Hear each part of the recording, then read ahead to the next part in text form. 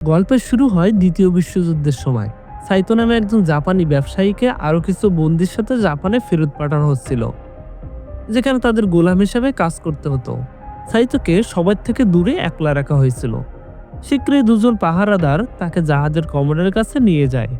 Commander তাকে ঘৃণার নজরে দেখে বলে যে নিজের দেশের সাথে গাদ্দারি করা ক্ষমার অযোগ্য, কিন্তু মৃত্যুদণ্ড তোমার জন্য খুব সহজ সাজা হয়ে যাবে। তুমি যা অপরাধ করছো তার জন্য এটা যথেষ্ট নয়। তখনই কিছু সৈন্য ব্রানসন নামে একজন বন্দীকে ধরে নিয়ে আসে। ব্রনসন ব্রিটেনের লোক ছিল, তার ভিতরে জাপানিদের জন্য গভীর ঘৃণা ভরা ছিল। কমান্ডার তখন তার প্ল্যান বানায়। এই দুজনের যতটুকু জীবন বাকি আছে তারা শিকল দিয়ে একে অপরের সাথে বাধা থাকবে। সৈন্যরা এগিয়ে এসে দুজনের পা হাতকড়া দিয়ে জুড়ে দেয়। ব্রনসন বলে যে আমাকে মেরে ফেলো, কিন্তু একজন জাপানের সাথে বেঁধো না। কিন্তু কেউ তার কথা শুনল না।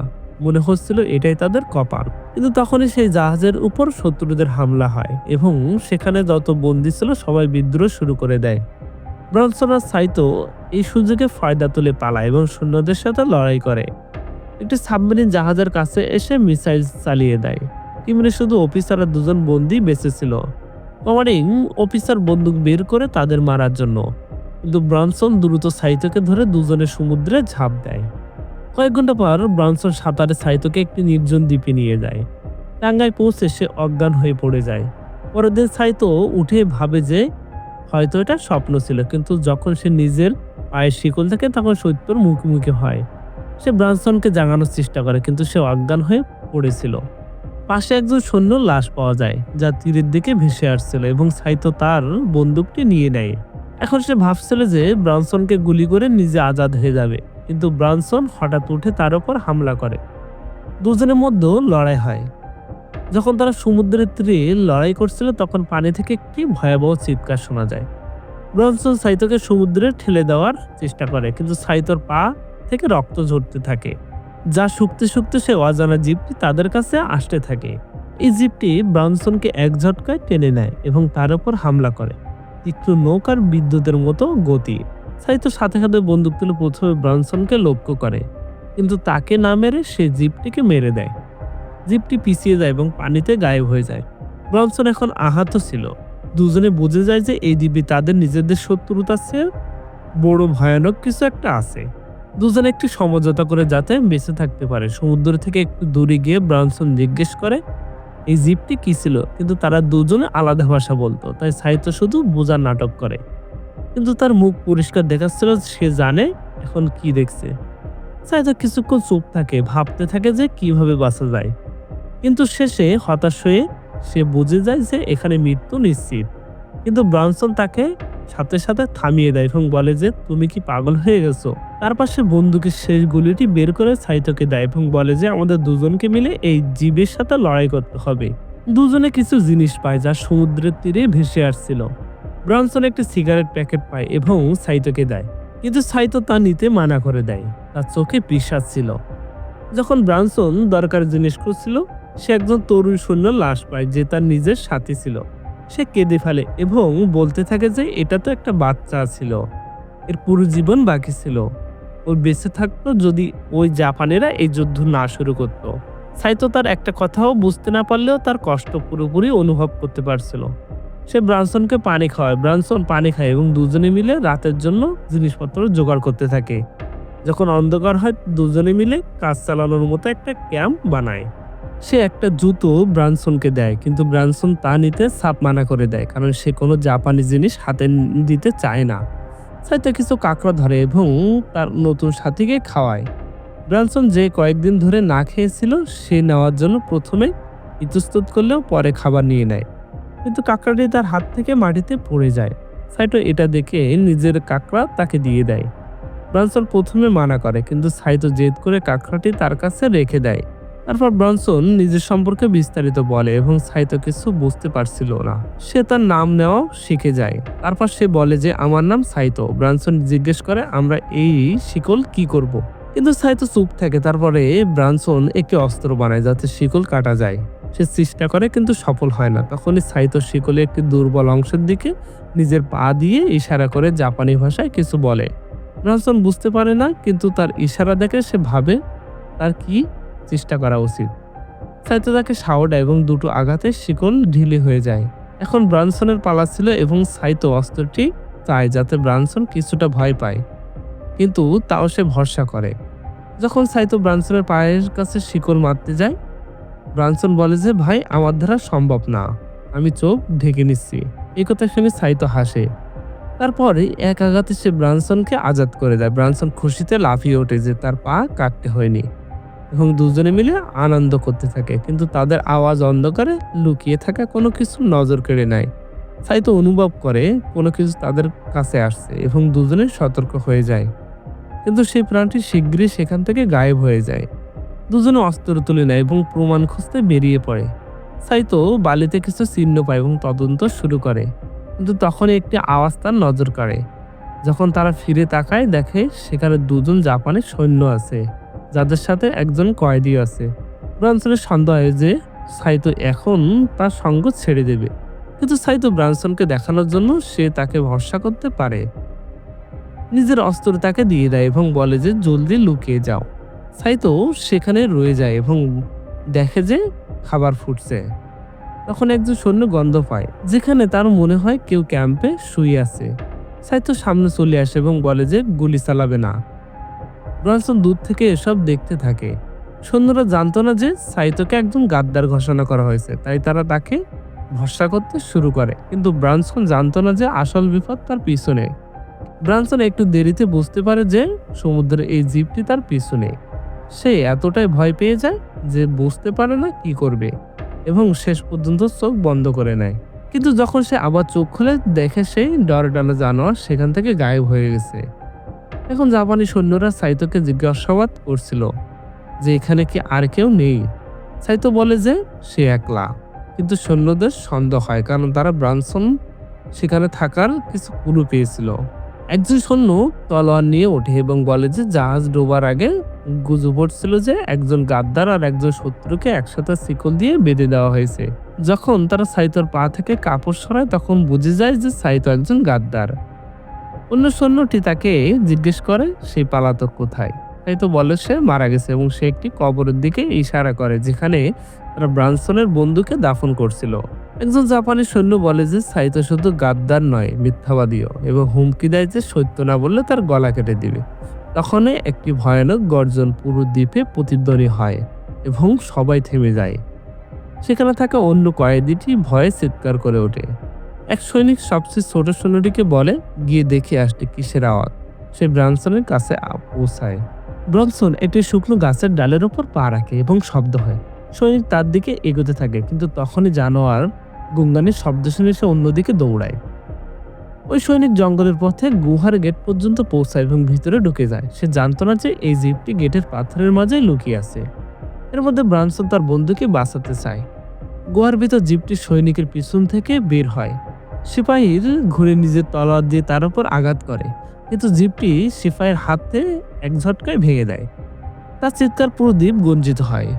অন্য সিপাহী ভাবে যে এটা সাইতোর জন্য হয়েছে, তাই সে তাকে মারতে যায়, কিন্তু ব্রানসন তার উপর হামলা করে তাকে মেরে ফেলে। তখন ব্রানসন তার উপর গুলি চালাতে যাবে, তখনই জীবটি সিপাহীর মাথা তাদের উপর ছুঁড়ে মারে এবং একটি ভয়ানক চিৎকার দেয়। দুজনে সেখান থেকে লুকানোর জন্য পালায়। জীবটি আহত সিপাহীর কাছে পৌঁছায় এবং তাকে পুরোপুরি খতম করে দেয়। অন্য কয়েদিটিও পালায়, কিন্তু জীবটি তার উপর চড়ে বসে এবং তাকে মেরে ফেলে। ব্রানসন আর সাইতো দূর থেকে এসব দেখছিল। তারা ঠিক করে যে তাদের বেরিয়ে যাওয়া উচিত, কিন্তু জীবটি তাদের দেখে নেয় এবং পিছু করতে থাকে। দুজন জঙ্গলের দিকে দৌড়াতে থাকে এবং সাইতো বড় ছুরি দিয়ে রাস্তা পরিষ্কার করতে থাকে। ব্রানসন বলে যে আমার কাছে একটা প্ল্যান আছে এবং আমাদের দুজনের থামা উচিত, কিন্তু সাইতো তার ভাষা বুঝতে পারে না এবং এগোতে থাকে। ব্রানসন হুঁচট খেয়ে পিছনে পড়ে যায় এবং জিপটির সাথে সাথে তার কাছে পৌঁছে যায়। ঘাবড়ে গিয়ে ব্রানসন গুলি চালিয়ে দেয়, কিন্তু গুলি লক্ষ্যভ্রষ্ট হয়। তার শেষ গুলিটি বরবাদ হয়ে গেছিল। এই জিপটি ব্রানসনের গলা টিপে ধরে এবং তাকে মারার জন্য নখ তোলে, কিন্তু সাইতো হঠাৎ ফিরে এসে জিপের উপর হামলা করে দেয়, যার ফলে ব্রানসন ছাড়া পেয়ে যায়। দুজনে এই সুযোগ সেখান থেকে পালায়, কিন্তু একটি ঢালু জায়গায় পিছলে নিচে পড়ে যায়, যাতে দুজনেই বেশ চোট লাগে এবং তারা আহত হয়। পরের দিন তারা দুইজন খুব বেশি আহত ছিল, কিন্তু যখন তাদের চোখ খুলে সাইতো দেখে তার বুকে একটি তীক্ষ্ণ জিনিস ঢুকেছিল। তীব্র ব্যথার সাথে সে উঠে অনেক কষ্টে সে তীক্ষ্ণ জিনিসটি বের করে। সাইতো অন্যদিকে মৃত্যু সৈনিকের কাঁটাতানা পেয়ে যায়। এখন দুজনে আলাদা হয়ে গেছিল এবং নদীর সাথে সাথে হাঁটছিল। ঝর্ণার উপর দিয়ে সেই জীবটি একটি বুক কাঁপানো চিৎকার দেয় এবং জঙ্গলে গঞ্জিত হয়। তারা দুজনে সেই চিৎকার শুনতে পায়। দুজনে সতর্ক হয়ে যায় এবং সাইতো সে নদীতে থেকে পানি খাচ্ছিল। সে থেমে যায় এবং তার বন্ধুকে খুঁজতে বেরিয়ে পড়ে। ব্রনসন একলা উপরে উঠতে থাকে ততক্ষণ না একটি বড় ঝর্ণার কাছে পৌঁছায়। সন্ধ্যা হতে থাকে এবং তারা দুজন এখনো আলাদা ছিল। সাইতো এখন নদীর কিনার থেকে বের হওয়ার চেষ্টা করছিল, কিন্তু অনেক কষ্টের পরও ব্রানসনকে খুঁজে পায় না। এর মধ্যে ব্রানসন ঝর্ণার কাছে পৌঁছায় এবং ভাবে একটু বিশ্রাম নেওয়া যায়, কিন্তু সে কাছ থেকে কিছু আওয়াজ শুনতে পায়। সাইতো এখনো জঙ্গলে ঘুরে বেড়াচ্ছিল। যখন সে দেখার জন্য ঘুরে দেখে একটি বড় কুমির সেখানে ছিল। কোনো উপায় না দেখে সে না নড়ে শান্ত হয়ে শুয়ে থাকে। কুমিরটি শুধু দেখে এবং আবার পানিতে ফিরে যায়। ব্রনসন তখনও ভয়ে ছিল। সে চুপচাপ ওঠে এবং হাঁটতে থাকে। সে ঝর্ণার উপরে প্রায় পৌঁছাতে যাচ্ছিল, কিন্তু তখন সে পিছলে যায় এবং সেই সময় সেই জীবটি দেখতে পায়, যা এখন সাইতোর দেওয়া ক্ষতের উপর কিছু লাগছিল। ব্রনসন বুঝতে পারে যে এটি কোনো বোকা জীব নয়। সে চিন্তা ভাবনা করতে পারে এবং নিজের ক্ষত নিজে ঠিক করতে পারে, এবং এখন সে এই চেষ্টা লেগে যায় যে কিভাবে সাইতোকে এই কথা জানানো যায়। কিন্তু ভুলবশত সে একটি শব্দ করে ফেলে এবং তারপর কোনোভাবে লুকিয়ে সেখান থেকে বের হওয়ার চেষ্টা লেগে যায়। সে লুকিয়ে দেখতে থাকে। যখন জিপটি নদীর কিনারে যাচ্ছিল তখনই হঠাৎ সে কুমিরটি জীবের উপর হামলা করে এবং তাকে টেনে নিয়ে যায়। পানির সাথে সাথে লাল হয়ে যায় এবং কিছুক্ষণ পর্যন্ত কুমিরটি শ্বাস নেওয়ার জন্য ছটফট করে। তখন এই জীবটি পানি থেকে উঠে এবং তাকে দু টুকরো করে ছিঁড়ে ফেলে। ব্রনসন এটা দেখে আরো বেশি ভয় পেয়ে যায়। সেই জীবটি আরো একটি তীক্ষ্ণ চিৎকার দেয়, যা অন্যদিকে সাইতোর কাছে পৌঁছে যায়। ব্রনসন সাথে সাথে দৌড়ায়। সাইতো তখন জঙ্গলে তাকে খুঁজছিল। কিছুক্ষণ পর হঠাৎ সাইতো একটি অদ্ভুত জিনিস দেখে। সে কাছে গিয়ে দেখে একটি লাশ গাছের সাথে বাঁধা ছিল।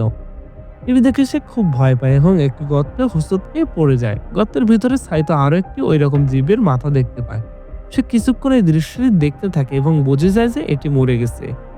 একটি নতুন আশার সাথে সে সেখান থেকে বের হওয়ার সিদ্ধান্ত নেয় এবং লাশের কাছে কিছু দরকারি জিনিস খুঁজতে থাকে। সে লাশের হাতে একটি বন্দুক পায় এবং মাটিতে পড়ে থাকা গুলির খোসা দেখে সে বুঝতে পারে যে এই লোকটিকে এই জীবটি মেরেছে। তারপর সাইতো বন্দুকটি তুলে নেয় এবং এখন তার কাছে একটি কাটানো আর একটি পিস্তল ছিল। তাই সে ভাবে যে আমি এই জীবটি শিকার করব। সে একটি ভাঙা পড়া প্লেন ধ্বংসাবশেষ পায় এবং সে পানিতে নেমে তার কাছে পৌঁছায়। যখন সে অর্ধেক ডুবে থাকা প্লেনের ভিতরে যায় তখন সে বেশ কিছু দেখতে পায়। এই সময় ব্রানসন প্লেনের আরেকটি টুকরা খুঁজে পায় এবং সেও সেই প্লেন পর্যন্ত পৌঁছায়। প্লেনের ভিতরে যাওয়ার আগে সে কিছু ফেলে দেওয়া লোহার টুকরা দিয়ে একটি কাজ চালানোর মতো অস্ত্র বানায়। তারপর সে প্লেনের ভিতরে যায় এবং সেখান থেকে একটি ক্লোরোজাল লাইটার, সিগারেট আর কিছু জিনিসপত্র পায়।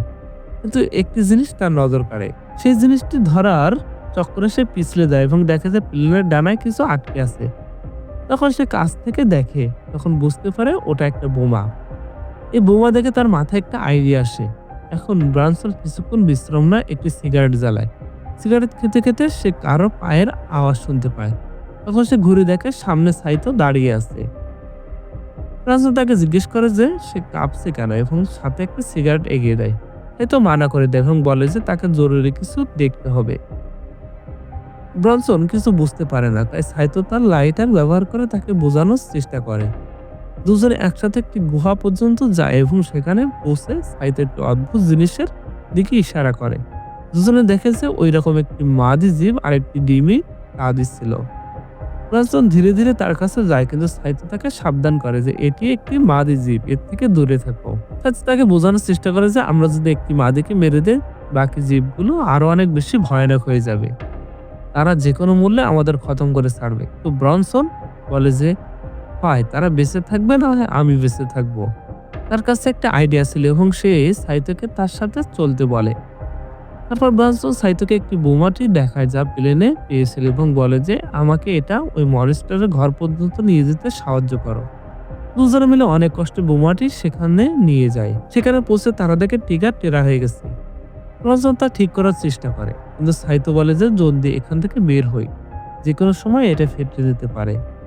এরই মধ্যে সেই মাদি জিপটি নিজের গুহার দিকে ফিরছিল। ব্রানসন বলে যে প্লেনে একটি ইমার্জেন্সি হাতুড়ি আছে, সেটা কাজে আসতে পারে, কিন্তু সেখানে আমাদের মধ্যে কাউকে থামতে হবে এবং যাতে বোমাটি অ্যাক্টিভেট করা যায়। সাইতো বিষাদ ভরে বলে যে আমার কারণে আমরা এখানে আছি, এবং সে এখানে থামার জন্য রাজি হয়ে যায়। কিন্তু তখনই তারা সেই মাদির গর্জন শুনতে পায়। দুজনে বাইরে যাওয়ার জন্য সিদ্ধান্ত নেয়। ব্রনসন একটি ফলক জ্বালায় যাতে সে অন্ধকারে দেখতে পারে। যখন সাইতো পাহারা দিচ্ছিল তখন ব্রনসন হাতুড়ি বের করার চেষ্টা করতে থাকে, কিন্তু হাতুড়ি ফেঁসে যায় এবং তা টানতে অনেক শক্তি লাগছিল। তখন একটি মনস্টার সাইতোর সামনে আসে এবং সাইতো সাথে সাথে লড়াইয়ের জন্য তৈরি হয়ে যায়। দুজনের মধ্যে লড়া হয় এবং সেই জীবটি খুব সেভ আর বুদ্ধিমান উপায়ে লড়াই করছিল। শেষ পর্যন্ত ব্রানসন হাতুড়ি প্লেন থেকে বের করতে সফল হয়। তাই তো ডটে সেই মনস্টারের মোকাবেলা করে এবং তাকে প্লেনের কাছে ঠেলে দেয়। ব্রানসন হাতুড়ি দিয়ে কয়েকবার আঘাত করার সুযোগ পায়। তারা দুজনে সেই জীবের কাছে লড়াই লেগে যায় এবং কিছুক্ষণ তাকে কোনায় চেপে ধরে। কিন্তু যখন তারা আকাশের দিকে তাকায় দেখে আগুন ধীরে ধীরে নিভে যাচ্ছে। তারপর যখন সামনে দেখে এই জীব সেখান থেকে গায়েব হয়ে গেছে। তারপর দুজনে জলদি গুহার দিকে ফিরে যেতে কাজ শেষ করতে পারে। সাইতো আরো একবার পাহারা দিতে থাকে এবং ব্রানসন বোমার লাশ ঠিক করার চেষ্টা করছিল। যখন ব্রানসন সেই লাশ ঠিক করে জীবটি পেছন থেকে হামলা করে বসে, কিন্তু সাইতো সাথে সাথে সেই জীবের বুকে ছুরি ঢুকিয়ে দেয়। যখনই সে তার মাথা কাটার প্রস্তুতি নিচ্ছিল জীবটি তাকে দেয়ালে আছড়ে মারে এবং তারপর আবার ব্রানসনের উপর হামলা করে, তাকেও মারাত্মকভাবে জখম করে। তাই তো কোনোভাবে নিজের সাহস জোগাড় করে ওঠে এবং নিজের অস্ত্র তুলে এক ঝটকায় সে জীবের চোখে গুলি করে। তারপর সেই মনস্টার ব্রানসনকে ছেড়ে দেয়। তাই তো আবারও গুলি চালায়, কিছু লক্ষ্যভ্রষ্ট হয়। তাই সে নিজের নিশান বদলায় এবং সেই জীবের ডিমের ওপর গুলি করে।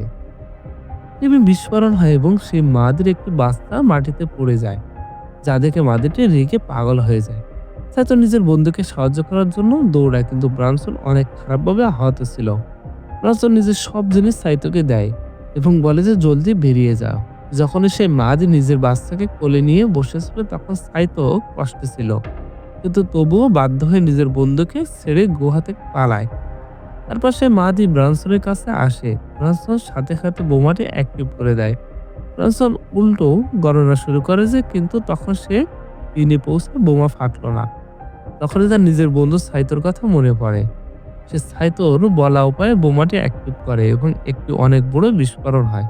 তা সাইতো দূর থেকে দেখে নিজের বন্ধুকে হারিয়ে সাইতো অনেক উদাস হয়ে যায়। তারপর সে সেই ভয়ানক চিৎকার শুনতে পায় এবং বুঝে যায় যে জীবটি তখন বেঁচে আছে। এখন সে ঝোপঝাড়ের মাঝখান দিয়ে দৌড়ে শুরু করে এবং সে মাদিটিকে তাকে তাড়া করে জঙ্গলের পথ দিয়ে আসছিল। তো সমুদ্রের কিনারে পৌঁছায় এবং নিরাশে হাঁটু গেড়ে বসে পড়ে, কিন্তু তারপর তার নিজের বন্ধুর কোরবানির কথা মনে পড়ে এবং রাগে সে লড়াই করার সিদ্ধান্ত নেয়। তখন সে মাঝি সমুদ্র কিনারে পৌঁছায় এবং দেখে কেউ তার সামনে হাঁটু গেড়ে বসে আছে। সে এক ঝাটকায় তার উপর ঝাঁপিয়ে পড়ে, কিন্তু ওটা একটা ফাঁস ছিল।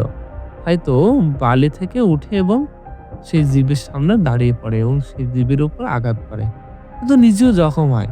সে হার মানেননি এবং সেই জীবের মোকাবেলা করার জন্য আবার দাঁড়িয়ে পড়ে। তো সেই মাদিকে এই চ্যালেঞ্জ করে যে, মেরে ফেলছি না তোর বাচ্চাকে, আয়। তখনই সে সাইতের উপর আঘাত করতে যায়। হয়তো তার পেটে ছিঁড়ে দেয় এবং সেই মাদি মাটিতে লুটিয়ে পড়ে। সেই দুর্বল হয়ে পড়া মাদির কাছে সে যায় এবং তার ঝুঁকে নিজের তলোয়ার বের করে, কিন্তু তাকে মারার বদলে সে তলোয়ারটি তার পাশে মাটিতে ঢুকিয়ে দেয় এবং কয়েক পা পিছিয়ে একটি ফ্লায়ার গান তুলতে যায়। তখনই জঙ্গলের দিক থেকে আরো কিছু আওয়াজ আসে এবং সে সমুদ্রের তীরের দিকে হাঁটতে থাকে। সেখানে সে আগুন জ্বালানোর চেষ্টা করছিল, কিন্তু ফ্লায়ারটি ভাঙা ছিল। যখন তার শেষ আশাও ভেঙে যায় তখন ক্লান্ত আর পরাজিত সাইতো বালিতে পড়ে অজ্ঞান হয়ে যায়। কয়েক ঘন্টা পর সাইতোর চোখ একটি আমেরিকান জাহাজে খোলে। সেখানে একটা অফিসার তাকে জিজ্ঞাসাবাদ করছিল, সাথে একজন জাপানি ট্রান্সলেটর ছিল। সে জিজ্ঞেস করে যে ব্রানসন কি তাকে সাহায্য করছিল, কিন্তু সাইতো চুপ থাকে। তারপর অফিসার ট্রান্সলেটর বলে যে ওকে জিজ্ঞেস করো ও কি করছে, ওর অপরাধ কি ছিল। সাইতো জবাব দেয় যে আমি নিজের কমান্ডারকে মেরেছি, কারণ সে অকারণে আমার সব সাথীকে মৃত্যুর মুখে ঠেলে দিচ্ছিল। অফিসার আবার ব্রানসনের ব্যাপারে কথা বলতে থাকে এবং সাইতো তার সাথে কাটানো মুহূর্তগুলো মনে পড়ছিল। শেষ পর্যন্ত তারা দুজন সত্যিকারের বন্ধু হয়ে গিয়েছিল। অফিসার জিজ্ঞেস করে যে ওই দ্বীপে কি আর কেউ বেঁচে আছে? সাইতো বলে যে সেখানে কেউ বেঁচে নেই। তারপর সে জাহাজের জানালা দিয়ে বাইরে তাকাতে থাকে। যখন তাদের জাহাজ দ্বীপ থেকে দূরে যাচ্ছিল তখন জানা যায় যে সেখানে এরকম আরো অনেক দ্বীপ বেঁচে আছে এবং এই দ্বীপে তাদেরই রাজত্ব থাকবে।